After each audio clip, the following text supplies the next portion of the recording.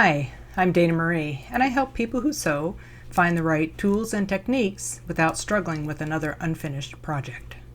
Today I want to show you how I'm making my Bound Edge Pleated Face mask fast with my assembly line style sewing.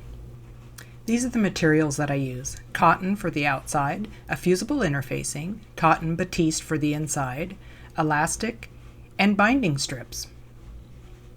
The mask outside is fused with interfacing, and then the cotton batiste is on the inside that'll be next to your skin. I'm going to bind the long edges of the mask. I'll start off with the right side of my fabric strip facing the wrong side of the mask, that batiste side. I'm going to sew the long edges with a 1/4 inch seam. Now notice how my strip is just a raw strip. Nothing's been turned under at this point. I can sew both of the long edges with that 1/4 inch seam. I love using my open-toed foot, and then I just move my needle position so that the outside edge of my foot and the needle position create a 1/4 inch seam. Then I can use the same foot when I'm top stitching by just moving my needle position back. I'm going to press those binding strips outward, and then I will just wrap the fabric around. Nothing has been pre-folded, pre-pressed, run through a bias tape maker. I just use my fingers and wrap it around. I learned this technique from my mother-in-law, Grace Bontrager, and I watched her binding quilts. She would sew the binding strip. Nothing was pre-pressed under, and she would sew it to the right side and then turn it to the back side, and then hand sew those ends done, so everything was kind of invisible. But I watched how she used just strips of fabric sewn and then turned using her fingers, or sometimes she would use the needle to turn that raw edge under. By doing it this way, that folded edge is always perfectly covering that previous stitching. I don't know about you, if you've ever pre-pressed a strip and then maybe you weren't real super accurate with your stitching, sewing the strip on, and you wrapped it around, or the bias tape maker, and things didn't quite line up. By doing it this way, you can have some wiggle room to have that binding strip cover your previous stitching perfectly. And it's a lot faster and easier because you're not doing all those extra steps of pre-pressing or running through a bias tape maker. Definitely has its uses, and it's very easy to do. Makes things super fast. Obviously, when you're doing it assembly line style fashion, you're going to need to use the same binding strips to coordinate with all your masks. Here I've used black binding on all these bright colors. Next, I'm going to make my pleats with the Pleater Board. I made my Pleater Board with a Pleater Board kit that is available, and I just tuck that nice flat rectangle of a mask into the Pleater Board, use a key card or an old credit card, and tuck the pleats in there nicely. And then I can steam it to get really good crisp pleats.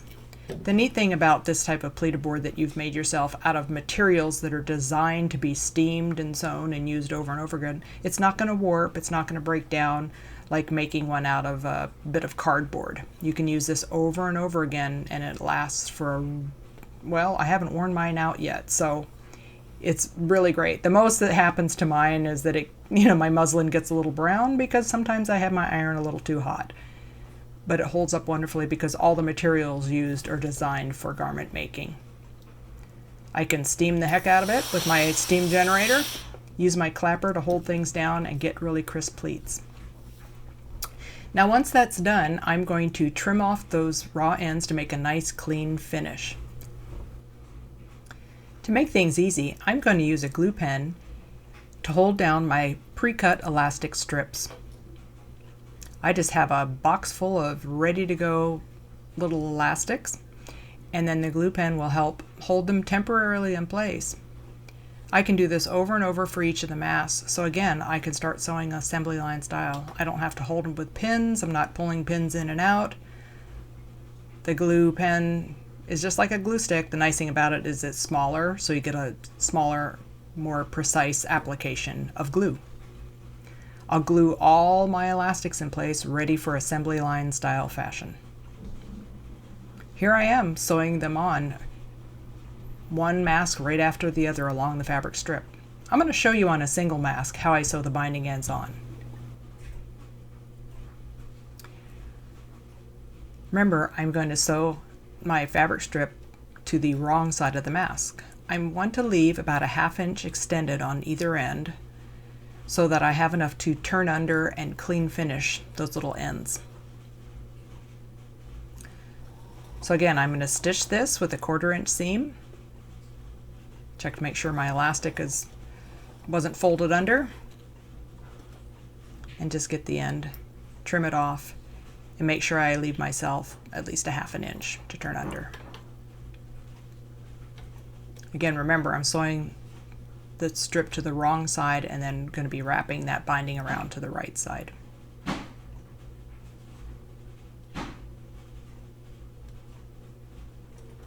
The great thing about doing this, when you're doing an assembly line and just have a long strip, one mask after the other, you always end up with little bits at the end. And as long as they're long enough to do another mask, then I save them kind of along the side in a box, and then I can finish up a couple more extra masks. Anything that's less than gets tossed in the bin.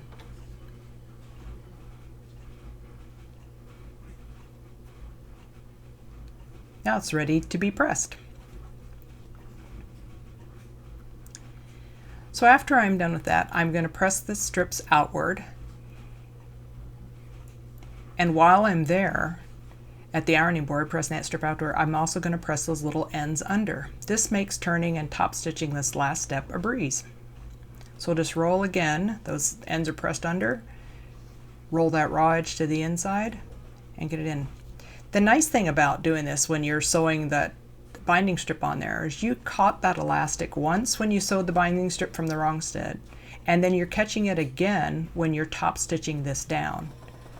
So that elastic is getting caught in the binding very well and won't pull out. I have yet to have a mask fail.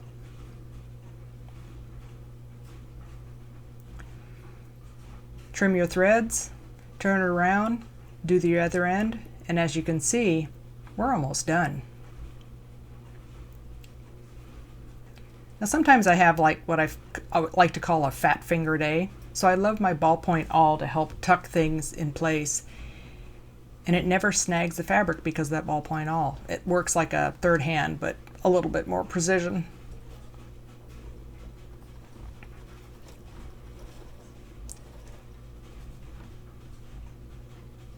Tuck all those ends under, top stitch down, catching that elastic another time. Be sure to back stitch and secure in place. Before you know it, the mask is done. I like the pleated style masks because they open up and they fit a variety of face sizes. This is a great way to have a whole bunch of masks done in a short period of time. I love using a binding fabric because I can pick some fun coordinates to go with. On this particular mask, I used a latex-free baby elastic. It's great when you have somebody that can't tolerate the rubber in latex. Thank you so much for watching my pleated face mask video. I hope you enjoyed it. Please join my Sewing with Dana Marie Facebook group. Just look for Sewing with Dana Marie. And all the fabrics, interfacings, elastic notions, and the Pleater Board kit are available at thesewingplace.com. If you like this video, join my channel. Just go to YouTube and type in Dana Marie Design Company and click on the bell to subscribe.